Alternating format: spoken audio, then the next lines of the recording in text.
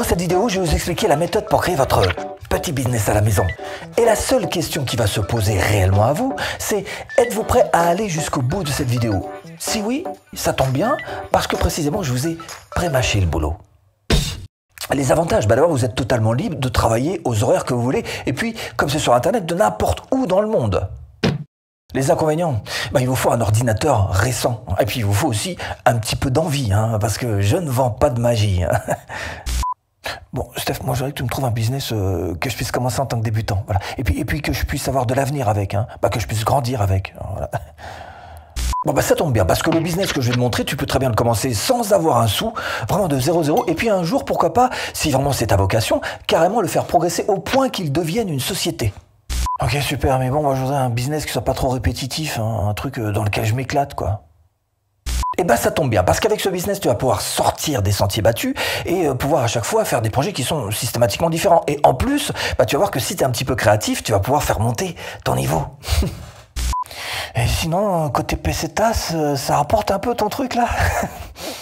Et justement, à la fin de cette vidéo, je te montrerai des exemples précis et puis tu verras d'ailleurs que ça peut rapporter gros, cette affaire-là.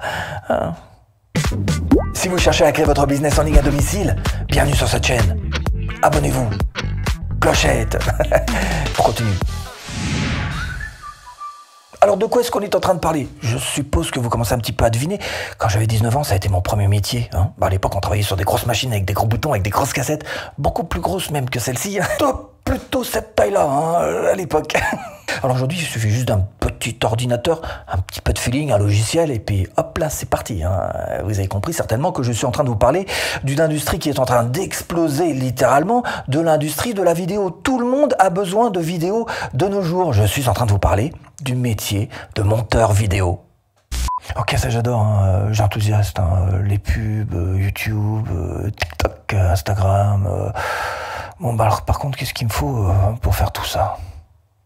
Oui, c'est un gros marché, et un gros marché à venir. Alors qu'est-ce qu'il te faut pour tout ça? D'abord le matériel. Et pas besoin de beaucoup pour commencer. Alors je te disais donc un ordinateur récent et des disques durs, pas trop pleins, il faut de la place, parce que la vidéo, vous le savez, c'est gourmand en ressources, mais aussi en puissance. Et plus tard, il te faudra des disques durs supplémentaires, peut-être tout simplement pour stocker tes travaux, mais pour l'instant, on n'en est pas là, chaque chose en son temps. Ensuite, il va te falloir un logiciel, et là tu as deux chemins possibles. Soit tu commences avec un logiciel costaud, comme Final Cut Pro par exemple, valeur sûre, en sachant que tu vas peut-être un petit peu galérer au début, mais au moins... Tiens, voilà, ça c'est Adobe Premiere, mais au moins, les efforts que tu vas faire, ça aura été fait sur des logiciels qui sont, encore une fois, des logiciels qui vont durer dans le temps, donc c'est un genre d'investissement sur le futur que tu vas faire. Bon, les deux que tu as vus, ils étaient déjà là il y a 25 ans, donc il n'y a pas d'erreur, c'est des grands classiques, tu peux t'appuyer dessus.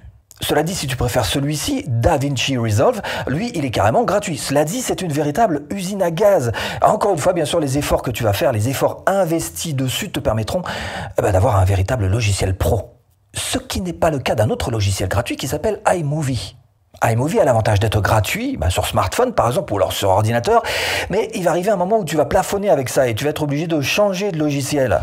Et pareil pour Windows Movie Maker sur PC, c'est à peu près l'équivalent de iMovie, et lui aussi d'ailleurs est tout à fait gratuit. Donc à toi de choisir parmi ces deux chemins, soit tu n'es pas très sûr de toi, auquel cas peut-être il vaut mieux aller vers un logiciel gratuit. Par contre, si tu es sûr que tu vas y arriver quoi qu'il arrive, autant directement prendre un logiciel payant, ça te fera gagner beaucoup de temps. Oui, il va falloir que tu apprennes, mais l'avantage c'est que tu peux le faire tout à fait gratuitement et avec 3 fois rien. Et retrouvez en description de cette vidéo absolument toutes les formations offertes. Mais l'avantage, c'est que tu peux le faire tout à fait gratuitement et avec 3 fois rien. L'idée, c'est que justement, tu essayes de trouver peut-être un projet de vidéo personnel et que tu le mettes en application pour commencer à faire un petit peu à te faire la main dessus. Tiens, prenons un exemple tout simple. Par exemple, tu as envie de faire un petit montage sur les animaux de la savane. Et pour ça, il te faut de la matière, donc tant qu'à faire, autant aller sur Pixabay.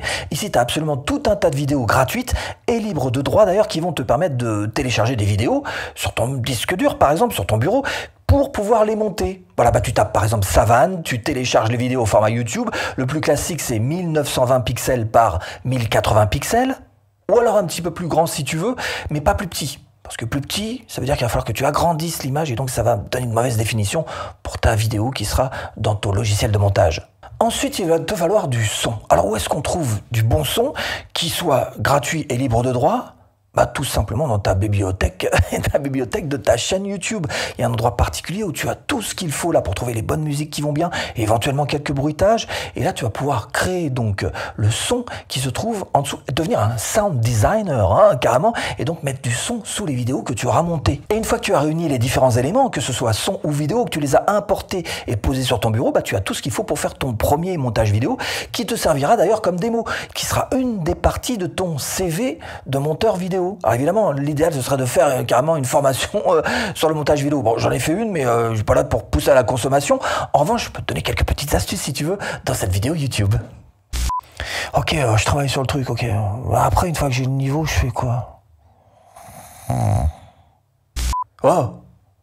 Bah d'abord, tu choisis ton créneau. Tu choisis ton créneau. Bah oui, il n'y a pas que des vidéos YouTube à monter. Tiens, par exemple, les mariages. Où que tu sois dans le monde, il y a des mariages, hein. Il y a toujours d'ailleurs des souvenirs de mariage à monter, ou alors des fiançailles, ou des enterrements de vie de garçon. Pareil pour l'immobilier. Les agents immobiliers, bien sûr qu'ils utilisent toujours plus de vidéos pour montrer leurs produits à la vente évidemment, appartements, hôtels, restaurants, et particulièrement quand il y a des investisseurs étrangers qui sont impliqués. Les entreprises locales, elles aussi ont besoin de montage, c'est ce qu'on appelle des films d'entreprise, souvent pour présenter des aspects de leur société d'ailleurs. Les vidéos promotionnelles. Et les entreprises ont besoin de vidéos pour leur site web, pour leurs stands, pour leurs expositions. La vidéo est absolument partout. Donc, le montage est absolument partout. Évidemment, il y a plein de plateformes qui vous permettent de proposer vos services de monteur vidéo. Il y a les très généralistes, du style Fiverr ou encore Upwork, évidemment. Mais aussi les spécialisés comme celle-ci, graphiste ou encore le stage 32. Bref, de toute façon, rien ne vous empêche de vous mettre un petit peu partout aussi. Bon alors, tu me dis combien ça rapporte? Ouais, attends, te speed pas comme ça, on va faire le calcul. On va aller ensemble sur le site 5euros.com. Alors tiens, pour exemple, je vous ai trouvé deux monteurs d'un bon niveau. Le premier recommande un tarif à 170 €. Allez, disons qu'il a fait à peu près 780 ventes depuis 2017. Alors celui-ci, par contre, il est à 180 €. Et il a fait, allez, disons en gros 680 ventes depuis, là aussi, 2017. Alors, disons 700 ventes à environ 175 €. Calculette. Pour moi, ça fait 122 500 €. Qu'on divise par 4 années, ces 4 dernières années, sont environ 30 625 € par an. Évidemment, ça n'est qu'une moyenne, c'est pas une promesse que vous allez faire exactement la même chose, ça dépend du travail de chacun, ça dépend de l'implication de chacun, ça dépend du talent aussi de chacun, mais en tous les cas, ça vous montre un petit peu des proportions sur lesquelles vous pouvez éventuellement vous appuyer pour commencer vous aussi à vous lancer sur ce métier. Et si vous voulez aller plus loin et vivre de votre chaîne YouTube, eh bien je vous mets là-dessous ou en premier lien de description une formation offerte. A tout de suite, si tu cliques.